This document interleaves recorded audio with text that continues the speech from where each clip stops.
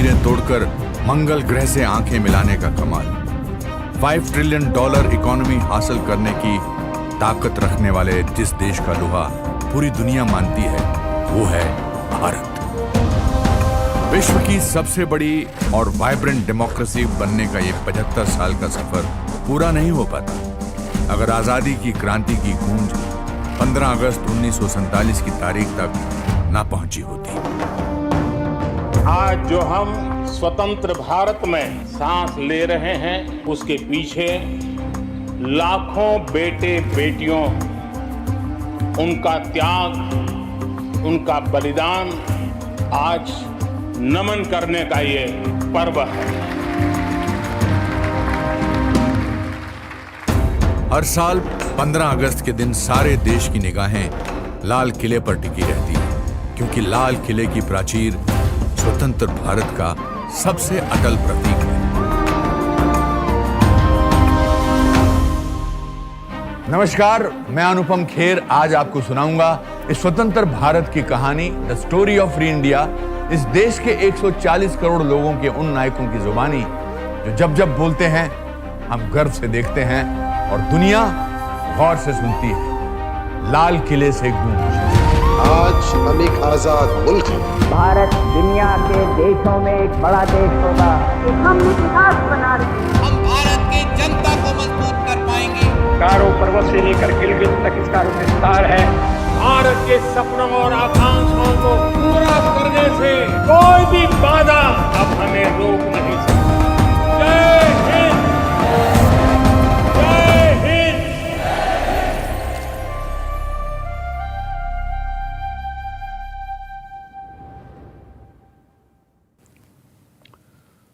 दोस्तों, आज हमारे लिए स्वतंत्रता दिवस के मायने क्या हैं?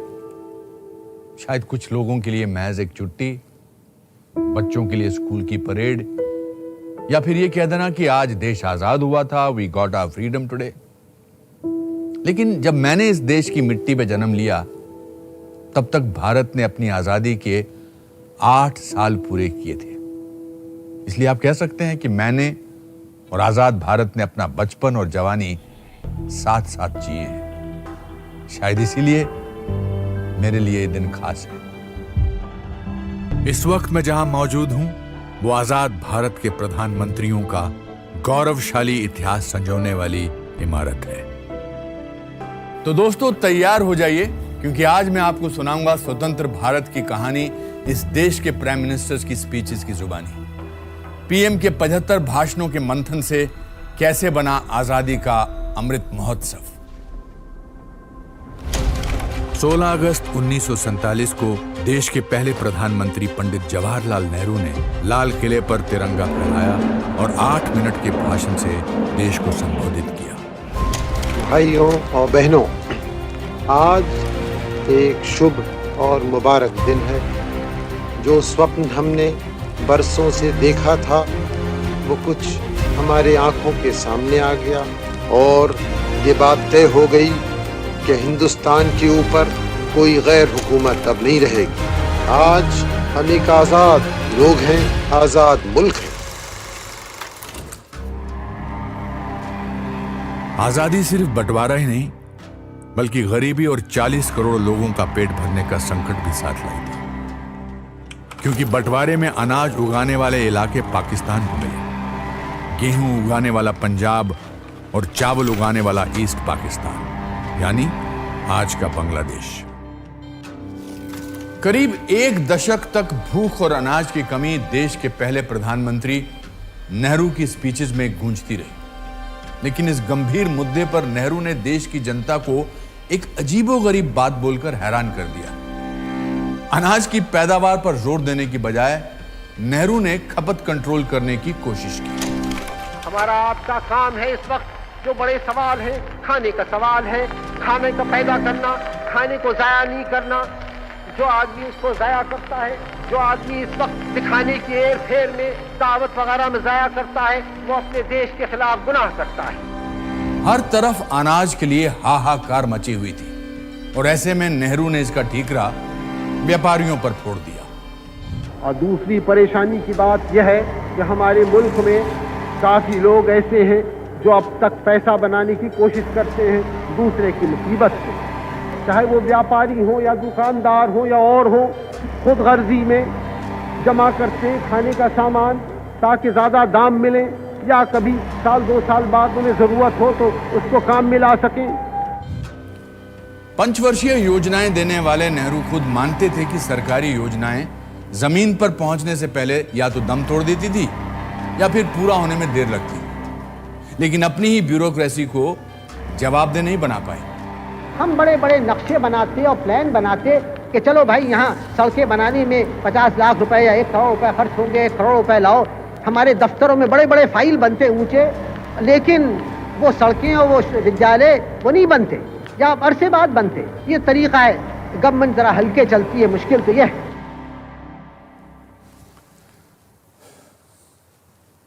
नेहरू इसी कमरे में देर रात तक बैठकर चिंतन किया करते थे।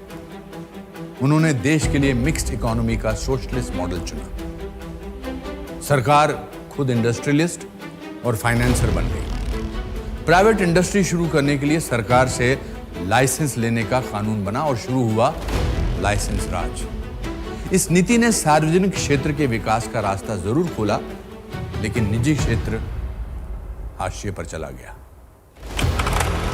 38 उद्योग सरकारी कब्जे में आ गए, लेकिन दूसरे देशों के मुकाबले लोगों का जीवन स्तर गिरता जा रहा था। करीब 1 दशक के बाद भी समस्याएं जस की तस थी और नेहरू के पास इसका कोई समाधान नहीं था। आप लोग आजकल भी कुछ दिक्कतों में हैं, परेशानियों में हैं, महंगाई की कुछ तो लाचारी है। पूरी तौर से काबू की बात नहीं हमारे इस समय, हालांकि काबू में वो आएगी। कुछ इंसान की बनाई हुई, इंसान की खुदगर्जी की बनाई हुई, जो भी कुछ हो उसका सामना करना।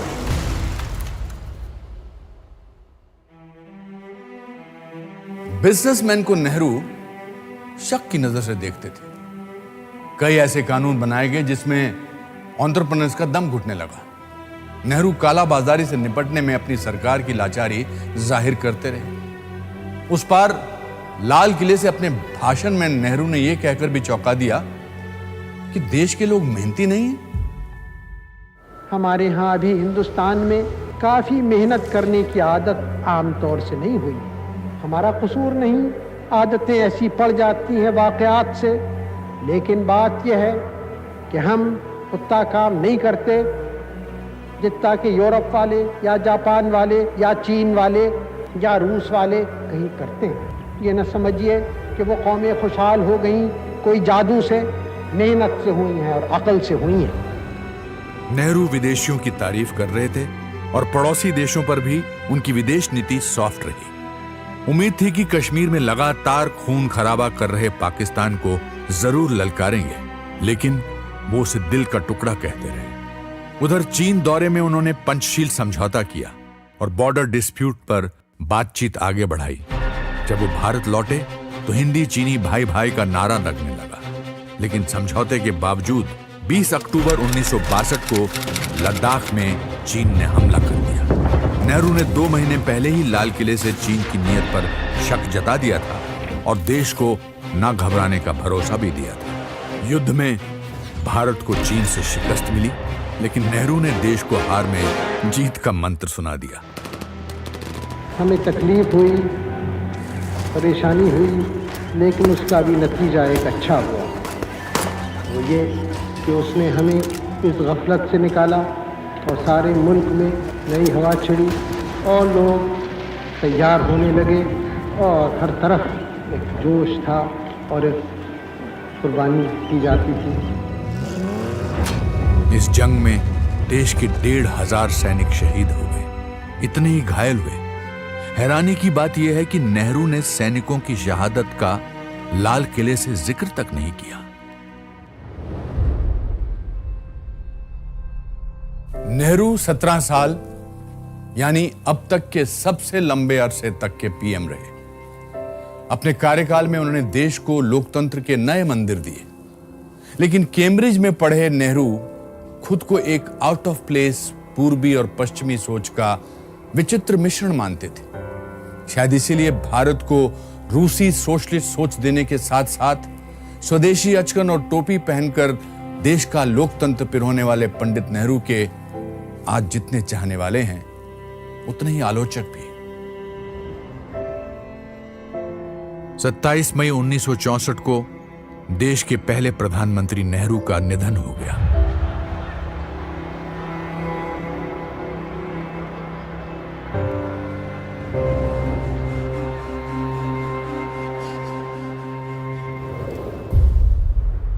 नेहरू के बाद लाल बहादुर शास्त्री ने देश की कमान संभाली। शास्त्री को भरोसा हो गया कि सेंट्रलाइज्ड स्कीम्स और प्राइस कंट्रोल से दूर जाने की जरूरत थी। उन्होंने कृषि पर ध्यान केंद्रित किया, निजी उद्यम और विदेशी निवेश को बल दिया और देश में व्हाइट रेवोल्यूशन और ग्रीन रेवोल्यूशन की शुरुआत की। इसी दौरान 1965 के भारत पाकिस्तान युद्ध ने शास्त्री को मजबूत इरादों वाले राष्ट्र नेता के तौर पर पहचान दी। शास्त्री ने लाल किले से अब तक दिल का टुकड़ा कहे जाने वाले पाकिस्तान को ईंट का जवाब पत्थर से देने का ऐलान कर दिया। साथ ही उन्होंने देश को जय जवान जय किसान का भी नारा दिया। आज समय है, कोई हमें आराम का वक्त नहीं।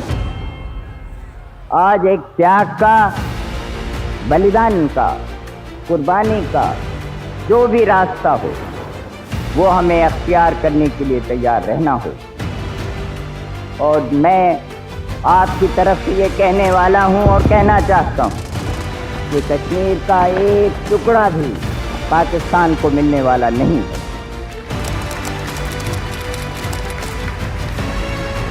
आखिर जंग में पाकिस्तान हार गया और समझौते की मेज तक आने के लिए मजबूर हो गया। 10 जनवरी 1966 को शास्त्री जी और पाकिस्तान के राष्ट्रपति अयूब खान ने ताशकंद में एक शांति समझौते पर हस्ताक्षर किए। लेकिन दूसरे ही दिन ताशकंद में शास्त्री जी का अचानक निधन हो गया। ये बताया गया कि उन्हें दिल का दौरा पड़ा था।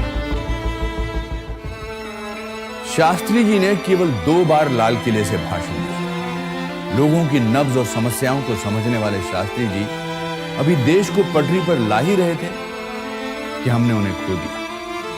उनकी मौत का राज आज भी देश के बड़े अनसॉल्व्ड मिस्ट्रीज में से एक है।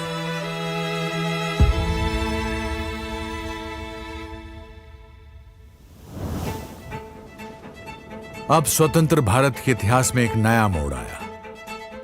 देश की पहली महिला प्रधानमंत्री ने कमान संभाली। पंडित नेहरू की बेटी इंदिरा गांधी के सॉफ्ट स्पोकन अंदाज के कारण उन्हें अपनी ही पार्टी के लोग गूंगी गुड़िया कहते थे। लेकिन इस छवि के पीछे छुपी उनकी लौह इच्छा शक्ति और निरंकुश महत्वाकांक्षा या अनब्राइडल्ड एम्बिशन को उस वक्त शायद किसी ने नहीं आंका होगा। सत्ता संभालते ही इंदिरा गांधी ने 14 प्राइवेट बैंकों को नेशनलाइज कर दिया। सरकारी हो जाने के बाद बैंकिंग सेक्टर पर राजनीतिक दबाव पड़ने लगा। धीरे धीरे क्रोनी कैपिटलिज्म को बढ़ावा मिला। इधर अनाज की कमी और उसकी कालाबाजारी का इंदिरा गांधी के पास कोई भी जवाब नहीं था। नेहरू की तर्ज पर इंदिरा ने व्यापारियों पर अपनी नाराजगी जाहिर की। जो हमारे उद्योगपति हैं या हमारे और धनी कारोबार चलाने वाले हैं, उनसे भी कुछ अनुरोध करना होता है। अगर वो चाहते हैं कि ये अनुशासन हो तो उनकी भी कुछ जिम्मेदारी है। उनकी जिम्मेदारी है कि बड़े बड़े मुनाफे, ऊंचे ऊंचे वेतन अगर वो बढ़ाते जाएंगे तो ये अनुशासन रखना फिर आसान नहीं रहता। अपने कार्यकाल के दौरान इंदिरा गांधी ने एंटरप्राइजेज पर स्टेट कंट्रोल की नेहरू की नीतियों को अपनाया। सरकार ने होटल चलाना, स्कूटर, ट्रैक्टर, रेफ्रिजरेटर और घड़ियां बनाना भी शुरू कर दिया। यहां तक कि ब्रेड, एरेटेड ड्रिंक और फ्रूट कॉन्सेंट्रेट भी बेचना शुरू कर दिया। 1970 के बजट में पर्सनल इनकम टैक्स रेट 11% बढ़ा दिया। 2 लाख रुपए से ज्यादा कमाई वालों पर तो 93.5% टैक्स लगाया गया। वेल्थ क्रिएशन गुनाह बन चुका था। इन सब के बावजूद इंदिरा ने बढ़ती महंगाई का ठीकरा डीलर्स पर फोड़ दिया। कभी कभी कोई किसी चीज की कमी होती है तो उसके दाम बढ़ते हैं और वो समझा जाता है। लेकिन कभी कभी एक वस्तु पे टैक्स लगता है और दूसरी वस्तु जिनका जरा भी उससे संबंध नहीं है उनके दाम भी बढ़ जाते हैं। कौन बढ़ाता है, क्यों बढ़ते हैं? 1971 और 72 का दौर मुझे अच्छी तरह याद है। मैं शिमला में रहता था, जो कि आर्मी के वेस्टर्न कमांड का हेडक्वार्टर था। अचानक खबर मिली कि 3 दिसंबर की रात को पाकिस्तान ने इंडियन एयर बेसिस पर हवाई हमले किए हैं। तीसरी इंडो पाक जंग छिड़ चुकी थी। जंग के दौरान रात में सायरन और ब्लैकआउट मैं कभी नहीं भूल सकता। ये 2 साल इंदिरा की कूटनीति और राजनीति दोनों के लिए महत्वपूर्ण थे। इंदिरा ने नई कांग्रेस बनाकर चुनाव जीते और पाकिस्तान को 2 टुकड़ों में बांटकर बांग्लादेश बना दिया। गूंगी गुड़िया कही जाने वाली इंदिरा गांधी अब आयरन लेडी बन गई थी। यह अलग बात है कि जंग के खर्चों का दबाव सरकारी खजाने पर भारी पड़ रहा था। हैरानी की बात थी कि आजादी के 27 साल बाद भी लोगों की रोजमर्रा की समस्याएं ज्यों की त्यों थी। महंगाई 7वें आसमान पर पहुंच गई थी। बेकाबू महंगाई और बेरोजगारी से देश में आंदोलन होने लगे। कई जगह हिंसक प्रदर्शन हुए। हालात काबू करने के लिए सेना को बुलाना पड़ा। इस बीच इंदिरा पर 1971 के चुनावों में धांधली कर जीतने के आरोप लगे। अदालतों के फैसले उनके पक्ष में नहीं आए। आखिर 26 जून 1975 को प्रधानमंत्री इंदिरा गांधी ने इमरजेंसी लगाने का ऐलान कर दिया। लाल किले से अपने भाषण में उन्होंने इमरजेंसी को कड़वी गोली समझकर जायज ठहराने की कोशिश की। हमने जब से यह आपातकाल की घोषणा की, कोई खुशी से नहीं की, जैसे मैंने आपसे कहा, लेकिन ऐसी स्थिति उत्पन्न हुई थी कि हम मजबूर हो गए। कहते हैं कि हर काले बादल के पीछे रोशनी होती है, वैसे कभी कभी एक कठोर कदम भी लेना हो, जैसे बीमारी में कड़वी दवा भी पीनी पड़ती है। इमरजेंसी का वो दौर मुझे अच्छी तरह याद है। पूरी दिल्ली की बिजली काट दी गई थी। मीडिया पर सेंसरशिप लगा दी गई। सभी प्रमुख ऑपोजिशन लीडर्स जेल में डाल दिए गए। लोगों के फंडामेंटल राइट्स छीन लिए गए। कई जगह ह्यूमन राइट्स वायलेशन भी हुए। करीब 19 महीनों तक लागू इमरजेंसी आज भी भारत के लोकतंत्र का काला दौर कहलाता है। हालांकि इंदिरा ने इमरजेंसी सस्पेंड कर चुनाव करवाए, और उसका परिणाम नतीजों में साफ दिखा जब कांग्रेस को करारी हार का सामना करना पड़ा। 3 साल तक देश की राजनीति में अस्थिरता का दौर रहा। इस बीच भारत ने 2 प्रधानमंत्री देखे। 1977 में मोरारजी रणछोड़जी देसाई ने शपथ ग्रहण की। आजादी के बाद पहली बार किसी गैर कांग्रेसी प्रधानमंत्री ने लाल किले पर राष्ट्रीय ध्वज फहराया। कुछ ही समय में पार्टी की आपसी खींचतान में मोरारजी की सरकार गिर गई। इंदिरा के समर्थन से चरण सिंह ने सत्ता संभाली, लेकिन उनकी सरकार भी ज्यादा नहीं चली। आखिर 1980 में इंदिरा गांधी एक बार फिर सत्ता में लगी। इस समय पंजाब में खालिस्तानी आंदोलन जोरों पर था। अलगाववादी जरनैल सिंह भिंडरावाले ने एक अलग सिख देश खालिस्तान की मांग की। भिंडरावाले ने हथियारों से लैस साथियों के साथ अमृतसर के गोल्डन टेम्पल में घुसकर कब्जा कर लिया। इंदिरा ने इन अलगाववादियों को गोल्डन टेम्पल से बाहर खदेड़ने के लिए ऑपरेशन ब्लू स्टार के तहत फौजी कार्रवाई के आदेश दिए। इस ऑपरेशन में स्वर्ण मंदिर के कुछ हिस्सों को काफी नुकसान पहुंचा। 450 लोग मारे गए। इससे सिख बेहद नाराज हो गए। 31 अक्टूबर 1984 को देश ने आतंकवाद का घिनौना चेहरा देखा। प्रधानमंत्री इंदिरा गांधी पर अपने ही घर एक सफदरजंग रोड में उनके सुरक्षा गार्ड बेअंत सिंह और सतवंत सिंह ने गोलियों की बौछार कर दी।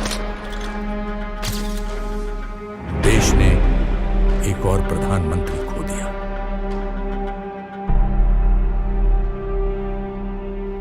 देश की राजनीति में तूफान खड़ा कर देने वाली इंदिरा के बाद उनके बेटे राजीव गांधी ने कार्यभार संभाला। पेशे से पायलट 40 वर्षीय राजीव सबसे कम उम्र के प्रधानमंत्री बने, लेकिन उनके सामने भी तूफान उमड़ रहा था। इंदिरा की हत्या के बाद दिल्ली समेत देश के कई हिस्सों में सिख विरोधी दंगे हुए। 3000 से ज्यादा लोग मारे गए। राजीव गांधी ने इस हिंसा पर कहा कि जब भी कोई बड़ा पेड़ गिरता है तो धरती थोड़ी हिलती है। यह बयान देकर उन्होंने अपनी मां की मौत के बाद हुई हिंसा को इशारों में जायज ठहराने की कोशिश की। लाल किले से अपने पहले भाषण में राजीव गांधी ने अपनी मां इंदिरा गांधी की उपलब्धियां गिनाई। पिछले 38 साल में हमने बहुत तरक्की करी। इंदिरा जी ने और भी जोर लगाया गरीबी हटाने में। पिछले 5 साल में उन्होंने 49% से करीब 63% तक भारत की जनता को गरीबी रेखा से ऊपर कर दिया। लाल किले से प्रधानमंत्रियों के भाषण को लेकर एक दिलचस्प किस्सा है जो शायद कम लोगों को पता होगा।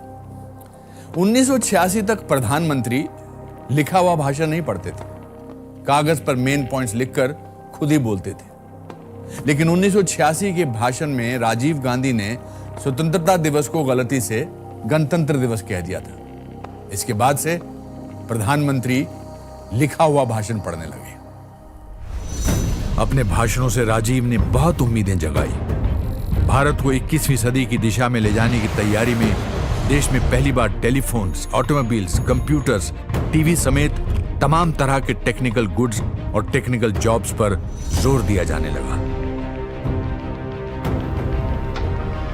देश में फैली करप्शन पर काबू पाने के लिए भी कई कदम उठाए, जिसके चलते मीडिया ने उन्हें मिस्टर क्लीन का नाम दिया और आखिरकार मिस्टर क्लीन पर ही भ्रष्टाचार के आरोप लगने लगे। 1988 की स्पीच में राजीव गांधी ने यह कहकर हैरान कर दिया कि सरकार 1 रुपया भेजती है तो जनता के पास 15 पैसे पहुंचते हैं। यह बात उन्होंने अपनी ही सरकार और नौकरशाहों के लिए कही। लेकिन जोश में उन्होंने कुछ ऐसा भी कह दिया जिसे सुनकर सब लोग हक्के बक्के रह गए। पहली बार हमें दूसरों के दरवाजे पे बर्तन लेके पहुंचना नहीं पड़ा था। ये गौरव की बात है, ये शान की बात है और ये हम कर पाए हैं क्योंकि 40 साल से जो पंडित जी ने, इंदिरा जी ने काम किया था, उसका नतीजा आज हमारे सामने है। बोफोर्स में दलाली के इंजाम इतने गहरे थे कि लोग महंगाई समेत तमाम मुद्दों पर राजीव गांधी सरकार के खिलाफ सड़कों पर उतरने लगे। लोगों की नाराजगी भांपकर 9 नवंबर 1989 को राजीव गांधी ने अयोध्या के विवादित ढांचे में राम मंदिर के ताले खोलने की विश्व हिंदू परिषद को इजाजत दी। लेकिन तब तक हिंदू वोट बैंक ने बीजेपी का रुख कर लिया था। राजीव गांधी ने चुनावी साल में लाल किले की प्राचीर से नेहरू और गांधी परिवार की सियासी विरासत याद दिलाते हुए आरोपों का रुख एक बार फिर पूंजीपतियों की तरफ मोड़ने की कोशिश की। नेहरू और इंदिरा की तरह वो व्यापारियों पर खूब भरसे। इंदिरा जी ने अपना पूरा जीवन लगा दिया समाजदार शक्तियों की लड़ाई में, उनका सामना करने में, उन्हें खत्म करने में। आजाद भारत में भी धन अमीरों के हाथ में से ही निकल रहा था, अमीरों के हाथ में ही जा रहा था। इंदिरा जी ने बैंकों का राष्ट्रीयकरण करके ये बदला।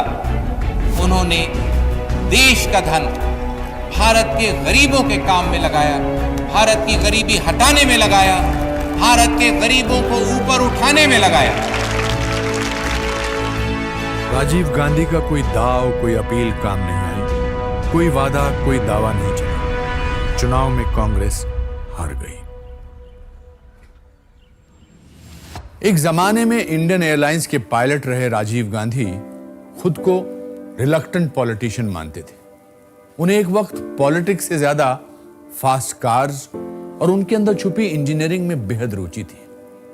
हालांकि देश में तकनीकी क्रांति लाने में राजीव गांधी का बहुत बड़ा हाथ रहा, पर उनके आखिरी सालों में करप्शन स्कैंडल्स ने उनकी उपलब्धियों को काफी धुंधला कर दिया।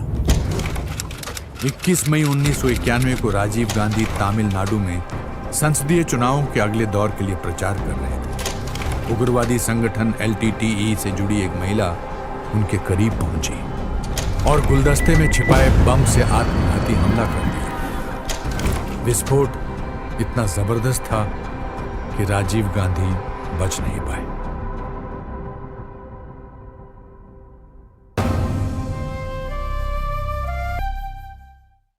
आजादी के 44 साल में भारत ने देश के 2 ताकतवर नेताओं की हत्या का मंजर देखा था। इन दोनों घटनाओं ने पूरे देश को सियासी सदमे में पहुंचा दिया था। लेकिन एक बार फिर भारत के राजनीतिक मानचित्र पर एक नए प्रधानमंत्री का उदय हुआ, जिसने भ्रष्टाचार को राष्ट्रीय राजनीति का मुद्दा बनाया। मांडा के राजा विश्वनाथ प्रताप सिंह यानी VP सिंह ने कांग्रेस के खिलाफ लेफ्ट राइट का यूनाइटेड फ्रंट बनाकर बहुमत जुटा लिया और स्वतंत्र भारत के 7वें प्रधानमंत्री बने। 1990 के भाषण में VP सिंह ने मंडल आयोग की रिपोर्ट की सिफारिशों को लागू करने की बात कही। इसमें पहले से SC ST के अलावा एक नई श्रेणी बनाई गई, अदर बैकवर्ड क्लासेस यानी OBC। आरक्षण 49.5% हो गया। पूरे देश में युवाओं द्वारा विरोध आंदोलन छिड़ गए। इस चिंगारी से कई छात्रों ने आत्मदाह कर लिया। मंडल आयोग के खिलाफ इस आंदोलन ने सरकार को भीतर तक हिला दिया और राजनीतिक संतुलन भी बिगड़ गया। महीने भर बाद ही बीजेपी के वरिष्ठ नेता लाल कृष्ण आडवाणी ने गुजरात के सोमनाथ से राम मंदिर को लेकर अपनी ऐतिहासिक रथ यात्रा शुरू की। VP सिंह के मंडल के जवाब में यह आडवाणी का कमंडल था। बहरहाल VP सिंह की खिचड़ी सरकार ज्यादा नहीं चल पाई। कांग्रेस के समर्थन से अब चंद्रशेखर प्रधानमंत्री बने, लेकिन 7 महीनों में ही कांग्रेस ने समर्थन वापस ले लिया और सरकार गिर गई। अगले प्रधानमंत्री ने जब बागडोर संभाली, देश के माली हालात बहुत खराब थे। दक्षिण भारत से आने वाले पहले प्रधानमंत्री PV नरसिम्हा राव के सामने एक बड़ी चुनौती थी। उधर राम मंदिर आंदोलन की शुरुआती आंच ने ही बीजेपी को 120 सीटें दे दी थी। आडवाणी की रथ यात्रा के जवाब में प्रधानमंत्री राव ने 1992 में लाल किले से एक वादा करके पूरे देश को चौंका दिया। हमारी ये इच्छा है, हमारी ये नीति है कि वहां मंदिर बने, भव्य मंदिर बने, लेकिन मस्जिद न टूटे। ये हमारा फॉर्मूला है, ये हमारा निश्चय है और ये हमारा फैसला है। 6 दिसंबर 1992 को नरसिम्हा राव के शासनकाल की सबसे महत्वपूर्ण घटना घटी। विश्व हिंदू परिषद समेत तमाम हिंदूवादी संगठनों और संत समाज ने विवादित बाबरी मस्जिद ढांचे को धराशायी कर दिया। देश भर में सांप्रदायिक हिंसा भड़क उठी। मार्च 1993 में मुंबई में 12 सीरियल ब्लास्ट हुए। पूरा देश हिल गया। हमलों के पीछे पाकिस्तान में बैठे international most wanted terrorist Dawood Ibrahim का हाथ था।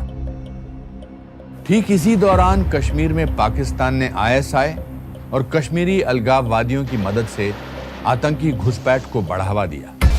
कश्मीरी हिंदुओं और देश की सरकार के खिलाफ प्रॉक्सी वॉर शुरू हो गया। कश्मीरी पंडित अपना सब कुछ छोड़कर घाटी से बाहर शरणार्थी बनकर रहने को मजबूर हो गए। हमें आगे बहुत कुछ करना है कश्मीर के सिलसिले में, और जो पाकिस्तान एक तरफ प्रचार करता है कि ह्यूमन राइट्स का वहाँ वायलेशन हो रहा है, मानवीय अधिकारों का उल्लंघन हो रहा है।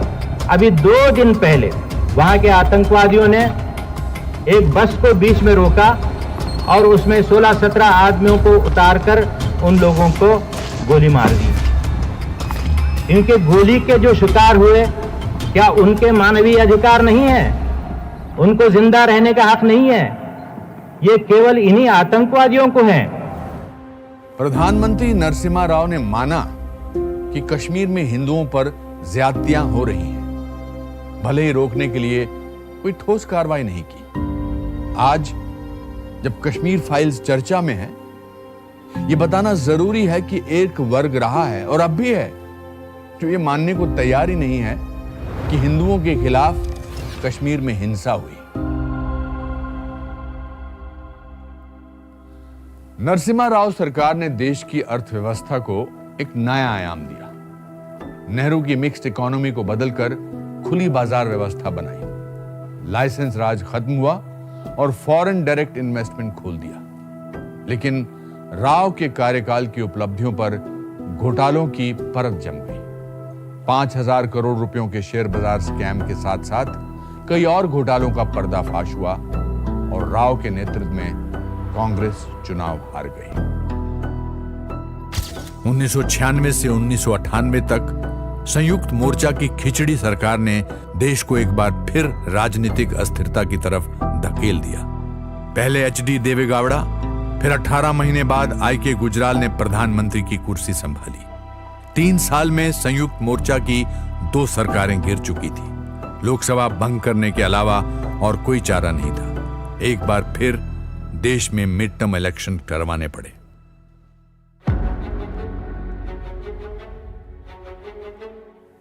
देश की राजनीति के पटल पर अब अटल का उदय हो गया। यह अटल बिहारी वाजपेयी का व्यक्तित्व ही था कि इस बार बीजेपी सरकार बनाने के लिए 24 पार्टियों ने अपना समर्थन दे दिया और यह वाजपेयी का ही कुशल नेतृत्व था। कितने सहयोगियों को साथ रखकर एनडीए सरकार चलाई। वाजपेयी सरकार की एंट्री भी धमाकेदार हुई। मई 1998 में राजस्थान के पोखरण में हुए 5 अंडरग्राउंड न्यूक्लियर टेस्ट ने पूरी दुनिया में खलबली मचा दी। इन धमाकों को लेकर लाल किले से अपने पहले भाषण में वाजपेयी ने कुछ ऐसा कह दिया जो पहले कभी नहीं हुआ था। 25 वर्ष पूर्व श्रीमती इंदिरा गांधी ने जिस कार्य की नींव रखी थी, मैंने उस पर इमारत खड़ा करने का प्रयास किया है। वाजपेयी ने अपनी स्टेट्समैनशिप का परिचय देते हुए अपनी उपलब्धि का सेहरा विपक्ष के पीएम के सर बांध दिया। इसी भाषण में वाजपेयी ने पाकिस्तान को 2 टूक कह दिया कि भारत की सरहद पाक अधिकृत कश्मीर यानी पीओके तक है। लद्दाख से लेकर निकोबार तक फैला हुआ है ये देश। गारो पर्वत से लेकर गिलगित तक इसका विस्तार है। ये एक प्राचीन देश है। इसकी सभ्यता और संस्कृति 5,000 वर्ष से भी अधिक पुरानी है। पाकिस्तान को खरी खोटी सुनाने के साथ ही प्रधानमंत्री वाजपेयी ने एक बड़ी कूटनीतिक कोशिश की। 19 फरवरी 1999 को उन्होंने दिल्ली से लाहौर के बीच बस सेवा शुरू करवाई। वाजपेयी खुद बस में सवार होकर पाकिस्तान पहुंचे। पाकिस्तान के प्रधानमंत्री नवाज शरीफ आगवानी के लिए मौजूद थे। कश्मीर विवाद और पाकिस्तान के साथ दूसरे मामलों को सुलझाने के लिए लाहौर घोषणा पत्र बना। 2 महीने बाद ही जम्मू कश्मीर के कारगिल सेक्टर में पाकिस्तानी सेना ने घुसपैठ कर कब्जा जमा लिया। मई से जुलाई तक चली इस जंग में भारत ने पाकिस्तानी सेना और घुसपैठियों के पांव उखाड़ दिए।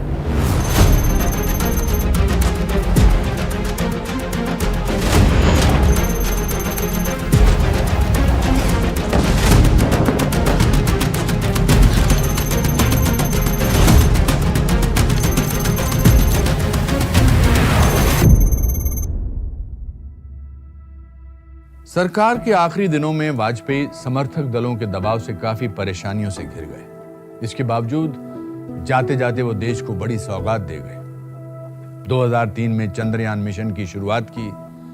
दिल्ली में पहली मेट्रो परियोजना को मंजूरी दी। सड़कों और टेलीकम्युनिकेशन के जाल से भारत विकास की रफ्तार भरने लगा। मई 2004 में भारतीय जनता पार्टी चुनाव हार गई। कांग्रेस लेफ्ट के सहयोग से सत्ता में आई। सोनिया गांधी ने अपने विदेशी मूल को लेकर प्रधानमंत्री बनने से इनकार कर दिया। वरिष्ठ पार्टी नेताओं को दरकिनार कर सोनिया ने मंझे हुए पॉलिटिशियन की जगह एक टेक्नोक्रेट मनमोहन सिंह को प्रधानमंत्री बनाया। बढ़ती महंगाई को लेकर यूपीए सरकार निशाने पर थी। मनमोहन सिंह ने नेहरू गांधी की ही तरह लाल किले से गजब इन्फ्लेशन की अजब वजह बताई। हमें ये बात समझनी होगी कि यदि हम चाहते हैं कि हमारे किसानों की आमदनी बढ़े तो उनकी पैदा की गई वस्तुओं की कीमतें कुछ ना कुछ बढ़ेंगी ही। जब समाज के दूसरे वर्गों की आमदनी बढ़ती है तो हमारे किसानों की आमदनी क्यों ना बढ़े। मनमोहन सरकार की एक चाबी गठबंधन के सहयोगियों के हाथ थी।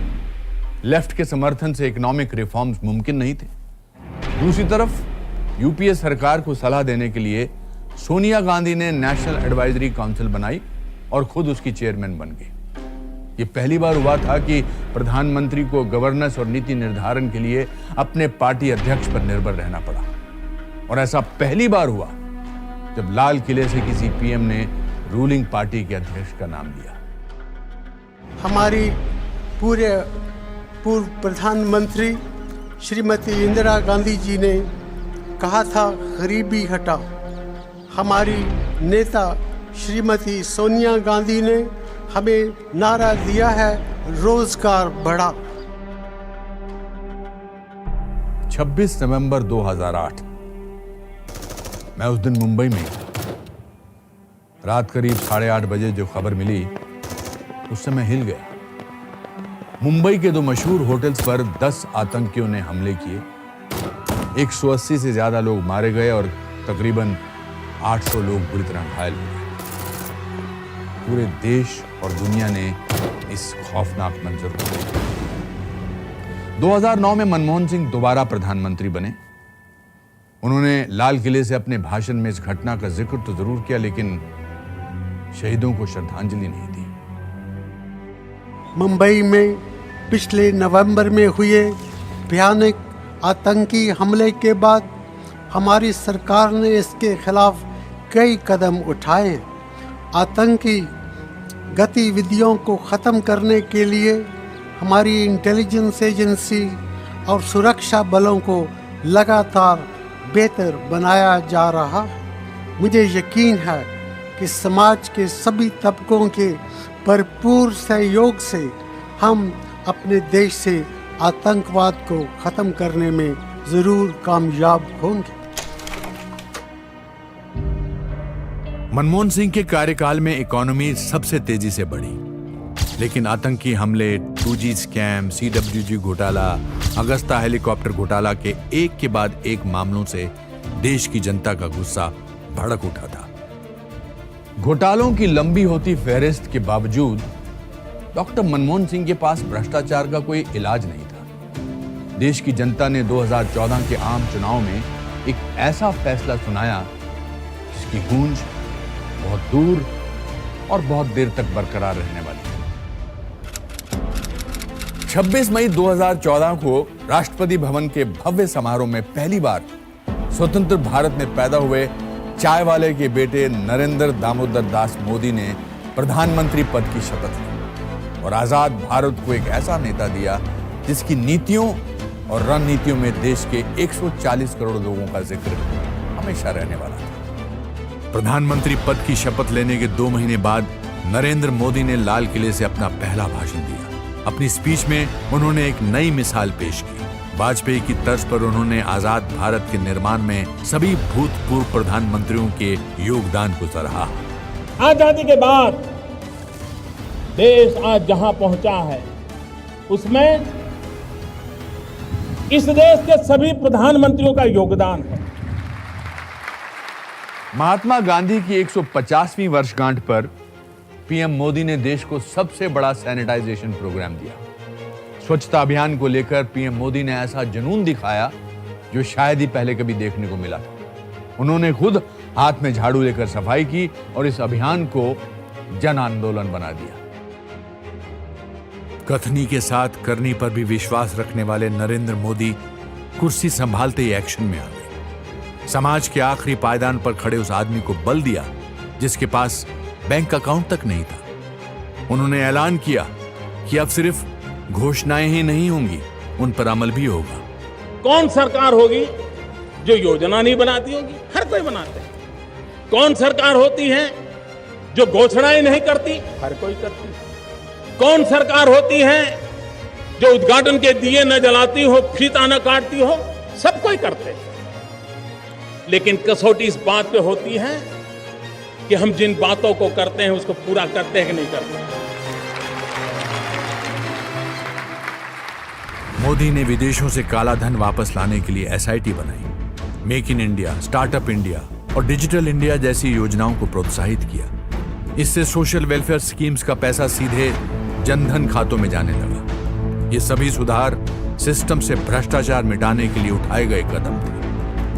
अब मोदी का फोकस वहां गया जिस पर अब तक किसी ने ज्यादा ध्यान नहीं दिया था, महिलाओं का उत्थान और सम्मान। एलपीजी के गैस कनेक्शन गरीब परिवारों को देने का हमने बीड़ा उठाया है। उज्ज्वला योजना के तहत मेरी गरीब मां को चूल्हे के धुएं से मुक्ति दिलाने का अभियान बहुत तेजी से चलाया है। और बेटी बचाओ बेटी पढ़ाओ में हमने जो इनिशिएटिव लिए उसमें अभी भी मुझे समाज के सहयोग की आवश्यकता है। घर में एक महिला भी अगर शिक्षित है, शारीरिक रूप से सशक्त है, आर्थिक रूप से स्वतंत्र है, एक महिला गरीब से गरीब परिवार को भी गरीबी से बाहर निकालने की ताकत रखती है।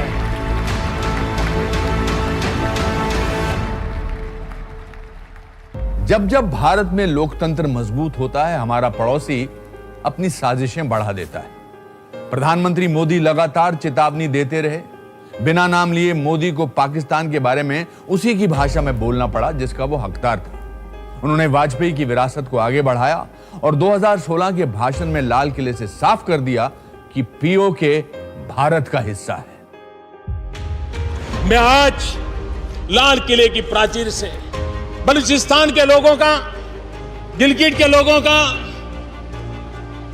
पाक के कब्जे वाले कश्मीर के लोगों का मैं आज तहे दिल से आभार व्यक्त करना चाहता हूं।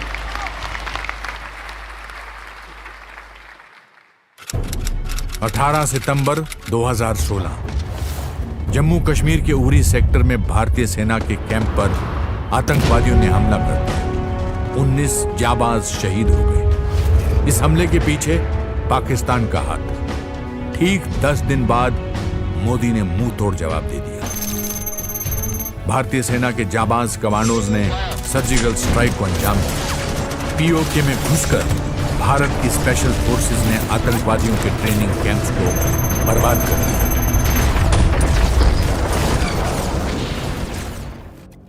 पंद्रह अगस्त 2017 को जब प्रधानमंत्री मोदी ने लाल किले से देश को संबोधित किया तो उन्होंने बता दिया कि यह नया भारत है जो देश की रक्षा और सुरक्षा के साथ साथ पलटवार करना भी जानता है। हमारा देश, हमारी सेनाएं, हमारे वीर पुरुष, उन्होंने जब जब मौका आया है अपना कर्तव्य दिखाया, अपना सामर्थ्य दिखाया है।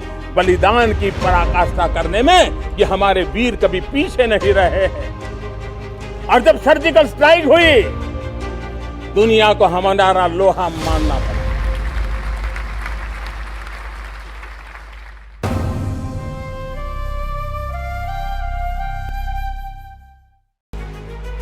साल 2016 में प्रधानमंत्री मोदी ने एक और ऐतिहासिक कदम उठाया। इस बार देश के ब्लैक मनी पर सर्जिकल स्ट्राइक हुई। 8 नवंबर को रात 8 बजे प्रधानमंत्री मोदी टीवी पर आए और कुछ ही घंटों के नोटिस पर नोटबंदी का ऐलान कर दिया।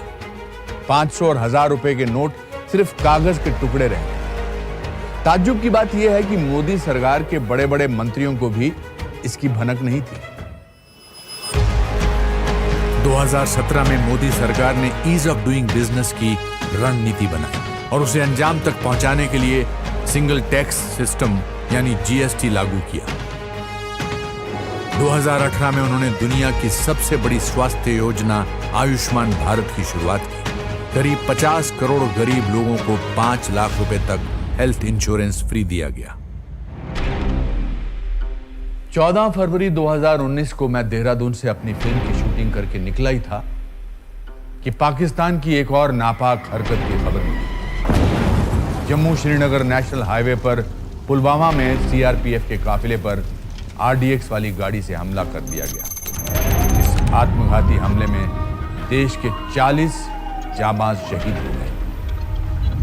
मोदी ने पुलवामा हमले के जिम्मेदार आतंकियों को सबक सिखाने के लिए सेना को खुला हाथ दे दिया। 26 फरवरी को पाकिस्तान के बालाकोट में चल रहे टेरर कैंप पर भारतीय वायुसेना के फाइटर जेट्स ने एयर स्ट्राइक कर तबाही मचा दी।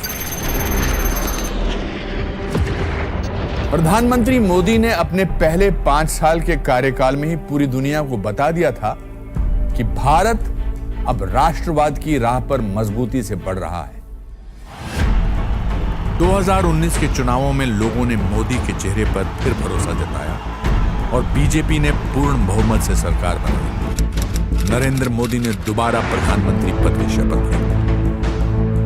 अपने दूसरे कार्यकाल में मोदी सरकार ने भारत के नक्शे पर एक नया इतिहास लिख दिया। संसद में जम्मू और कश्मीर को मिले स्पेशल स्टेटस वाले सेक्शन 370 को रद्द करने के प्रस्ताव को पास करवाया, जिसकी बदौलत भारत के इतिहास में पहली बार कश्मीर विधानसभा से लेकर लाल चौक तक तिरंगा लहराने लगा।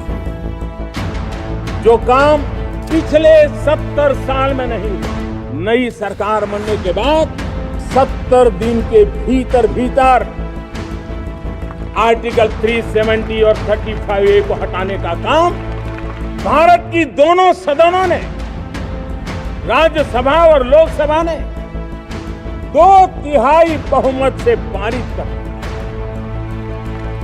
और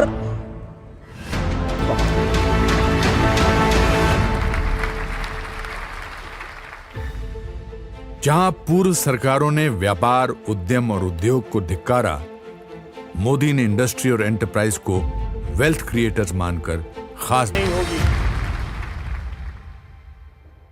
साल 2020, इस साल को शायद ही कभी कोई भूल पाएगा।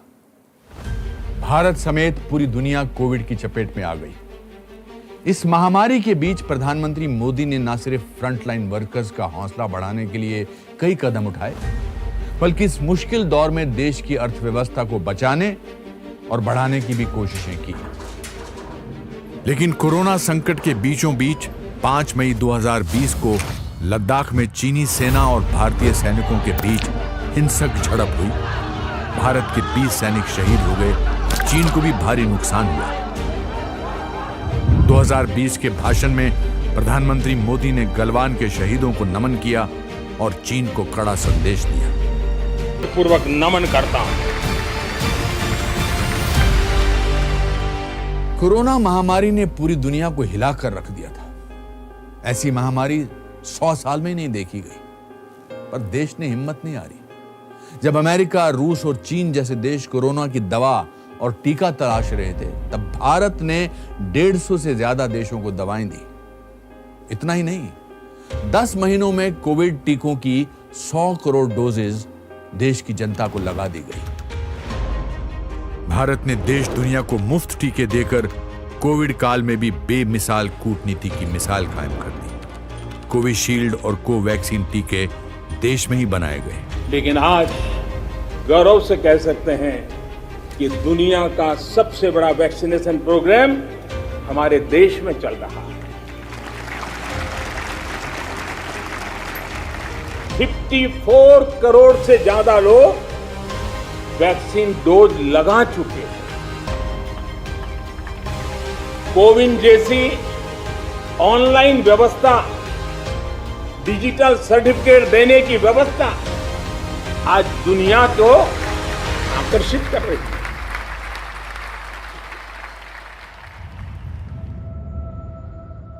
आजादी के बाद 15 प्रधानमंत्रियों ने भारत जैसे विशाल देश की कमान संभाली। लाल किले की प्राचीर से उनके भाषण देश के लिए उनका नजरिया और योजनाओं के खाके की झलक दिखाते हैं। गहराई से विश्लेषण के बाद उनके भाषण का लहजा, विषय और नैरेटिव को टटोलें तो ये उनके व्यक्तित्व और प्राथमिकताओं के बारे में दिलचस्प कहानी बयान करता है। जवाहरलाल नेहरू और इंदिरा गांधी करिश्माई नेता जरूर थे, लेकिन उनके भाषणों से डेटा और डिटेल गायब थे। दोनों के भाषण में लोगों के प्रति तिरस्कार और झिड़कने का लहजा झलकता था, और समाधान के बजाय समस्याओं पर ज्यादा जोर रहा। दोनों ने कारोबारी समुदाय को हमेशा शक की नजर से देखा। इसके उलट शास्त्री जी राष्ट्र के लिए एक मजबूत दृष्टि के साथ दयालु और दृढ़ संकल्प नेता के तौर पर सामने आए। राजीव गांधी के भाषणों ने भविष्य के लिए उनके दृष्टिकोण को सामने रखा, लेकिन उनमें भी डिटेल की कमी दिखी और अक्सर लोगों के प्रति तिरस्कार रवैया सामने आया। एक वकील और कृषिविद पीवी नरसिम्हा राव ने भारतीय अर्थव्यवस्था को नए पंख दिए। उन्होंने सीमा पार आतंकवाद से कश्मीर में आम लोगों के मानवाधिकार के हनन को माना जरूर, लेकिन वो आतंकवादियों से निर्णायक रूप से नहीं निपट सके। एक विचारक और विद्वान के तौर पर देखे जाने वाले मनमोहन सिंह के भाषण लोगों को प्रेरित नहीं कर पाते थे। साथ ही उनका कंटेंट काफी ब्यूरोक्रेटिक था। सोनिया गांधी की प्रशंसा करके उन्होंने दरबारी मानसिकता का परिचय दिया, ये जानते हुए कि सरकार में वो किसी पद पर नहीं थी। वाजपेयी ने सभी क्षेत्रों में सुधारों को नई उड़ान दी और लोकतंत्र के संरक्षण में लोगों की भूमिका को अहमियत दी। उन्होंने और मोदी दोनों ने पूर्ववर्तियों के योगदान को शालीनता से स्वीकार किया। प्रधानमंत्री मोदी के भाषण भावनात्मक और प्रेरक होते हैं। लोगों की नब्ज पहचानते हुए वो राष्ट्रीय चुनौतियों के लिए विशिष्ट लक्ष्यों के साथ नई पहल की घोषणा करने के लिए खास मंच का इस्तेमाल करते हैं। उनके भाषण डेटा से भरपूर होते हैं और वो पहले की घोषणाओं पर नियमित अपडेट देते रहते हैं। मोदी भारतीयता के राष्ट्रवाद पर गर्व महसूस करते हैं और नए भारत की कहानी सुनने के लिए आज पूरी दुनिया आतुर है। यही समय है, सही समय है, भारत का अनमोल समय है। असंख्य भुजाओं की शक्ति है, हर तरफ देश की भक्ति है। तुम उठो, तिरंगा लहरा दो, भारत के भाग्य को फहरा दो, भारत के भाग्य को फहरा दो। आज सारी दुनिया हमें विश्व गुरु का दर्जा देने को तैयार है, लेकिन यह सब मुमकिन नहीं होता अगर स्वतंत्रता सेनानियों ने देश को आजादी नहीं दिलाई होती। तो नमन आजादी के उन सभी मतवालों को जिन्होंने हमें खुली हवा में आजाद सांस लेने का हक दिलाया। नमस्कार और जय हिंद।